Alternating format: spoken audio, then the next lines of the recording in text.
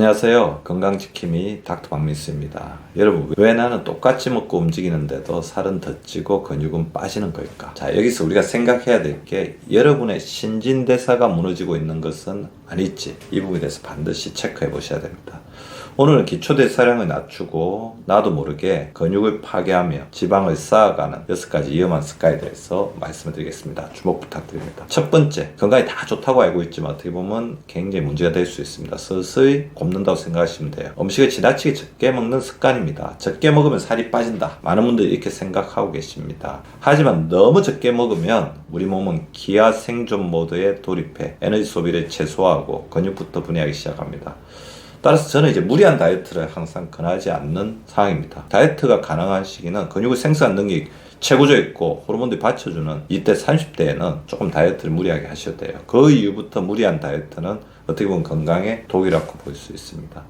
기초대사량이 600칼로리가 하루에 감소했다는 연구도 있습니다. 저열량식이. 특히 단백질이 부족한 저칼로리 식사는 우리 몸이 근육의 연료처럼 소모하는 상황을 만들기 때문에 살은 빠져도 지방형 마른 비만 체형으로 변하게 됩니다. 자, 이거 연결해서 바로 어떤 습관인지 이해되시죠? 맞습니다. 단백질을 소홀히 하는 식사입니다. 단백질은 근육만 만드는 재료는 아닙니다. 단백질을 섭취만 해도 열을 발생시켜서 대사를 촉진시키는 열 발생 영양소죠. 지방은 열 효과가 약 3%고요. 탄수화물은 5에서 10%, 단백질은 20에서 30%입니다. 또한 단백질은 근육의 합성과 유지에 필수적인 영양소죠. 그래서 단백질이 부족하면 대사 엔진이 줄어들고 쉽게 지치며 요요 현상도 반복되는 것입니다. 하루 체중 1kg당 1.2g의 단백질을 섭취해야 대사 저하를 막을 수 있습니다. 세 번째, 뭘까요? 현대인들에게서 굉장히 일상화된 겁니다. 우리도 알게 모르게 그냥 받아들이고 있죠. 맞습니다. 앉아있는 시간이 많은 생활입니다. NEAT, 니트의 붕괴입니다. 운동을 하지 않아도 우리는 움직이기만 해도 대사를 유지할 수가 있어요. 이를 NEAT, 비운동성 활동열 발생이라고 하는데, 하지만 하루 대부분을 앉아서 보내면 몸은 비활성 모드로 고정되고 근육 사용량 감소, 근육 소실, 대사 자로 이어지게 됩니다. 수시로 걸어야 됩니다. 이 같은 어떤 사무실 공간, 저는 진료실 안에서도 계속 걷거든요. 물 한 잔 먹을 때 그냥 나가서 먹습니다. 이거를 이제 수시로 이제 또 와서 이제 물을 마시고 이렇게 하고 있습니다. 그래서 화장실 갈 때도 이제 계단을 자꾸 이용하고요. 스탠딩 데스크 활용하는 것도 좋고, 뭐 일하다가 일어섰어 또 이렇게 막 이렇게 하죠. 그 손을 이렇게 틀고 다리를 움직이는 것도 어떻게 보면 니트라고 할 수가 있습니다. 니트를 지키는 것이 대사 유지의 핵심입니다. 수면 부족도 굉장히 큽니다. 수면이 부족하게 되면 근육 회복과 호르몬의 교란을 주죠. 수면은 단순한 휴식이 아닙니다. 근육이 회복되고 대사 호르몬이 조절이 되는 재생의 시간입니다. 수면을 4시간으로 제한했더니 대사율이 평균 2.6% 감소했다는 연구가 있습니다.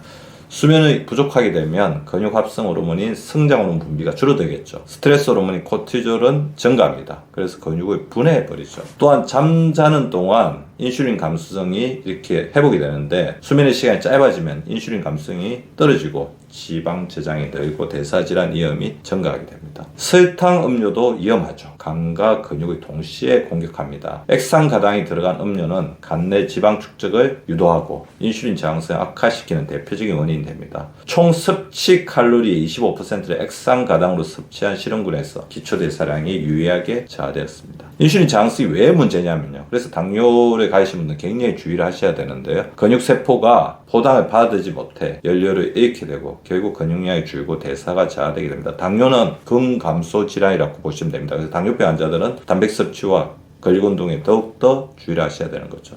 그리고 의외로 이제 운동의 비율에 어떤 문제가 있어요. 근력운동을 하지 않는 습관, 매우 문제입니다. 대사 엔진의 정지가 일어나죠. 근육은 에너지 공장입니다. 기초대사의 30에서 40%는 근육에서 일어나죠. 저 근육이 줄어들게 되면 몸은 덜 소비하는 그런 어떤 체질을 받게 됩니다. 주 3회 하루 11분씩 근력운동을 한 그룹에서 기초대사량이 7.4% 증가하고 하루 125칼로리 더 소모한 결과가 있습니다.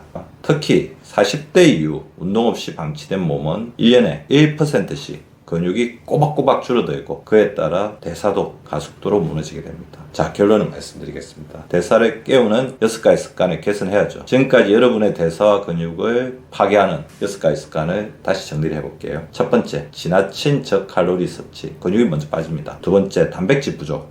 대사 유지 재료가 사라집니다. 세 번째, 앉아있는 시간 과다. 니트 붕괴로 근 손실이 가속됩니다. 네 번째, 수면 부족. 회복이 불가하고 호르몬이 교란됩니다. 다섯 번째, 설탕 음료 과다. 인슐린 저항성과 근육 연료가 고갈되죠. 여섯 번째, 근력운동 부족. 대사 엔진이 멈춥니다. 여러분, 신진대사는 단순히 체중 감량의 문제를 넘어서 근육 건강과 수명, 삶의 질을 결정하는 핵심입니다. 지금 이 순간 여러분의 하루 습관이 신진대사의 방향을 결정합니다. 근육을 지키고 대사를 살리면 여러분의 몸은 다시 에너지를 되찾을 수 있습니다. 자, 지금 바로 움직여 보세요.